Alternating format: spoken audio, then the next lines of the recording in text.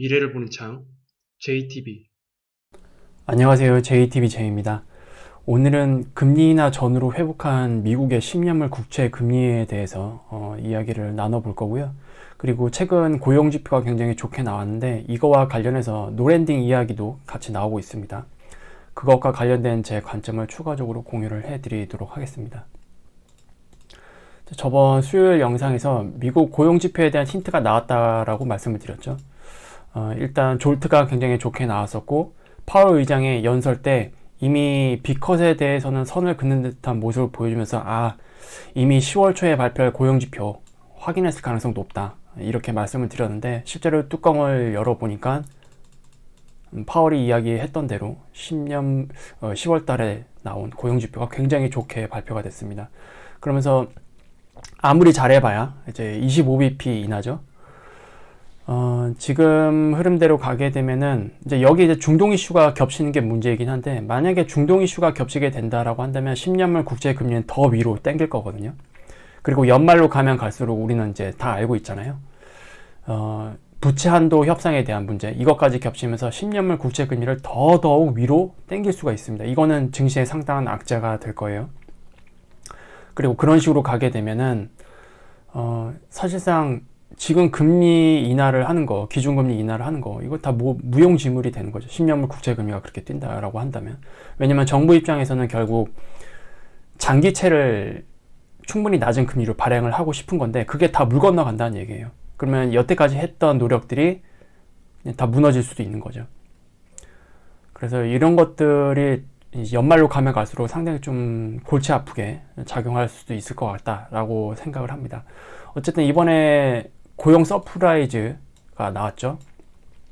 세부 내용을 잘 살펴보면 6개월 이상 실업 상태의 사람들의 수는 3년 만에 최고치로 상승하고 있고, 그러니까 즉 일자리를 못 가는 점점 장기 실업에 놓이는 상태의 사람이 점점 늘어나고 있다라고 보시면 될 것 같고, 이번에 그러면 왜 이렇게 잘 나왔냐? 비농업 고용 증가분의 절반 이상이 정부의 지출로 만든 여가 및 접객업과 같은 보건업에 집중되어 있었다라고 나왔습니다. 그러니까 사실상 이번 고용지표가 대선 전에 발표된 마지막 고용지표였습니다. 그래서 정부에서 지표 마사지를 했을 가능성이 상당히 높지 않을까. 그러니까 이게 명목상으로는 미국 고용지표 좋다라고 이야기를 할 수 있지만 실상은 그렇지 않을 수도 있다라는 걸 우리는 계속 염두에 놓고 봐야 될 것 같습니다. 어쨌든 표면적으로 이렇게 나왔기 때문에 연착륙이 아니라 노랜딩 시나리오가 가능한 거 아니야? 이렇게 월가 쪽에서 이야기가 나오고 있죠. 지금 이제 이게 결국 또 국채금리를 상방으로 올리는 이슈잖아요. 왜냐면 경제가 좋다라는 얘기는 경제와 관련이 있는 장기물 국채금리에 영향을 줄 수밖에 없기 때문에. 그래서 이게 옐런의 지표 마사지, 그리고 중동 이슈로 인한 유가 상승, 이 모든 게 지금 10년물 국채 금리를 상방으로 올리고 있다, 이렇게 보시면 됩니다. 좋은 걸로도 국채 금리가 올라가긴 하지만 이제 유가와 같은 이런 민감한 문제들로도 국채 금리가 올라가잖아요. 왜냐면 인플레이션을 결국 다 다루는 이야기들이기 때문에 어쨌든 이런 것들이 복합적으로 엮이면서 장기 금리가 결과적으로는 9월달 금리 인하 직전 그 상태로 지금 다시 올라간 상태입니다. 그래서 아까도 말씀드렸지만 장기채 발행으로 전환하고 싶은 옐런 입장에서는 좀 아이러니한 상황이 발생하고 있다, 이렇게 생각을 하면 됩니다. 그리고 누가 대통령이 되든지 간에 막대한 부채 발행이 예고되어 있습니다. 그래서 요거 때문에도 국채 금리가 오르는 거는 상당한 부담으로 작용할 수밖에 없다. 굉장히 높은 비용이 발생이 되잖아요. 그리고 장기채 금리를 결국 내리기 위해서는 어쩔 수 없죠. 아무리 못해도 최소한의 마일드 리세션을 허용을 해야 됩니다. 경제가. 이걸 허용하지 않고 인위적으로 부양을 해서 틀어막는다. 이렇게 되면은 다 꼬여가는 거죠. 이러지도 못하고 저러지도 못하는 상태로 점점 몰릴 수도 있습니다. 결과적으로 바구니를 비워야 다시 채울 수 있어요. 근데 지금은 채우기만 하고 있잖아요. 유동성을 퍼부어가면서 계속 채우기만 하고 있습니다. 근데 그걸 다 비워야 돼요. 비워야 다시 채울 수 있습니다. 근데 그걸 허용하지 않는다. 최근에 레리 서머스가 노랜딩에 대해서 이렇게 이야기를 했어요. 노랜딩이 좋은 게 아니다. 노랜딩도 이제는 상방 위험이다라고 이야기를 하는 겁니다. 그러니까 지금 많은 사람들이 노랜딩이면 더 좋은 거 아니야? 라고 이야기를 할 수 있긴 한데, 이걸 자세히 보면 지금 상황에서의 노랜딩으로 간다. 그러면 제가 저번에 요거 보여드린 적 있죠? 기준금리 시나리오. 노랜딩으로 가게 되면은 지금 상태에서 이 점도표는 요거잖아요. 요렇게 가는데 상방 위험에 해당됩니다. 이렇게 갈 수 있습니다. 그러니까 이거를 기준으로 해서 이 위쪽 영역으로 방향을 틀 수가 있습니다. 금리 시나리오가. 왜냐면 노랜딩이라는 거는 결과적으로 경기 둔화도 허용하지 않고 바로 인플레이션을 상승시킬 만한 경제로 바뀐다는 거거든요. 그러면 금리 다시 올려야죠. 아니면 최소한 지금의 금리 수준으로 계속 버티던가. 그렇게 되면은 이제 상위 그룹과 하위 그룹의 격차는 더 많이 벌어지겠죠. 벌어지는 게 아니라 하위 그룹은 아예 그냥 무너질 겁니다. 왜냐면 지금의 금리로 계속 버텨야 되는 거니까. 이게 그냥 고착화되게 되면은 결과적으로 기업들도 어떻게 할까요? 상품 가격에 싹 다 전가시키겠죠. 왜냐면 노조도 다 움직일 거 아니에요. 지금의 이 금리로 임금이 모자르니까. 그러면 그게 또 악순환이 돼서 금리를 우리가 생각하는 것보다 더 높게 올려야 될 수도 있습니다. 상품 가격이 다 폭등을 하면서. 그러니까 지금은 노랜딩이 좋은 시나리오가 아닙니다. 어떻게 해서든 시켜줘야 돼요. 경기는 순환입니다. 순환이 굉장히 중요해요. 심장이 수축하고 이완하고 이렇게 반복을 해야 피가 이렇게 돌잖아요. 이거랑 그냥 똑같이 이해를 하시면 됩니다. 경제가 이완만 하면 어떻게 될까요? 수축만 하면 어떻게 될까요? 죽습니다, 결과적으로. 그래서 이거를 순환시키기 위해서는 이완과 수축을 반복할 수 있는, 그러니까 사이클을 만들어야 된다는 거죠. 근데 지금은 계속 위로 올라가는 사이클로만 가려고 한다. 이걸 위해서 인위적인 부양을 한다. 이거는 굉장히 안 좋은 시나리오로 크게 터질 수 있습니다. 어떻게 해서든 순환을 시켜야 돼요. 그래서 지금은 오히려 노랜딩이 상방 위험에 속할 수도 있다. 이렇게 이해를 하시는 게 지금 맞을 것 같습니다. 그리고 이제 이시바 시게루가 새로운 총리로 당선이 됐잖아요. 그러면서 다행스럽게도 올해 금리 인상은 보류할 가능성이 높다라는 식으로 좀 이야기를 했어요. 그렇다라고 해서 마냥 보류할 수 있는 상황은 아닙니다. 아마 원래 시장에서는 연내 1회 정도 금리 인상을 예상을 했었는데 요거는 조금 이제 후퇴할 거고, 그렇다면 내년 초로 금리 인상을 하지 않을까. 그래봐야 뭐 1, 2개월밖에 차이 안 나요. 그래서 유동성 측면에서는 일단 10월 말 발표되는 일본 보험사, 은행사들의 3분기 포트폴리오 요거를 좀 확인을 해봐야 될 것 같고요. 여기서 큰 문제가 없다라고 한다면 연말까지는 일단 엔캐리 트레이드 청산 이슈는 수면 아래로 내려가 있지 않을까. 그러니까 잠시예요, 잠시 내려가는 겁니다. 왜냐면 내년에 금리 인상 무조건 하거든요, 일본은. 그래서 이거를 그냥 잠시 내려간다라고 보시면 될 것 같아요. 그러니까 장기적인 이슈는 아닙니다. 그냥 단기적으로는 숨통이 틔울 수도 있다. 엔캐리 청산 관련해서는. 이렇게 보시면 될 것 같습니다. 그리고 중동 문제가 지금 오리무중에 빠져 있는데, 이스라엘이 지금 재보복을 앞두고 갑자기 어제 휴전 협상에 대한 기사들이 나왔죠. 이것 때문에 어제 유가가 급락을 했고, 이것 덕분에 미국 시장도 조금 더 올랐습니다.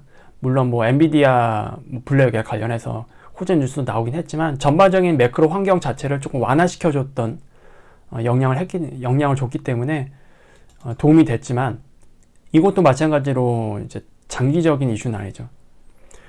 일단 이스라엘에서 내세운 휴전 협상 조건이 좀 까다로워요.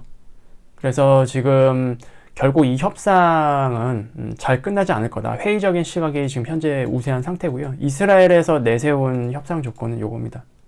레바논 남부 너머로 헤즈볼라를 완전히 밀어버리는 거, 철수시키는 거. 그리고 국경 근처에는 헤즈볼라 군사시설까지 아예 다 해체시키는 거. 이거를 이야기를 하고 있어요. 물론 헤즈볼라 쪽에서도 내세우는 조건들이 있죠. 가자 지구 쪽 관련해서.